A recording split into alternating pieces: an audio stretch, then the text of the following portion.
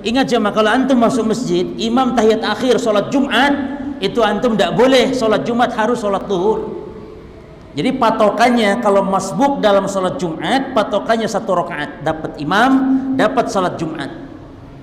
Tapi antum masuk masjid sholat Jumat, imam bangkit dari ruku di rakaat kedua, itu antum sholat apa? Melo imam, tetap melo, tapi sholat apa niatnya? Ayo jemaah, niatnya duhur, nanti imam salam, antum sempurnakan 4 rakaat. Tapi kalau mendapati rukuknya imam di rakaat kedua dapat rukuknya imam, man adraka rak'ata faqad adraka shalah, siapa yang mendapatkan rukuknya imam dapat 1 rakaat salat, maka antum ikut imam dan salat Jumat, tinggal nambah 1 rakaat dan salat Jumat sah. Jelas ya? Maka ojo main-main nih salat Jumat, berangkat al-awwal kan seperti apa?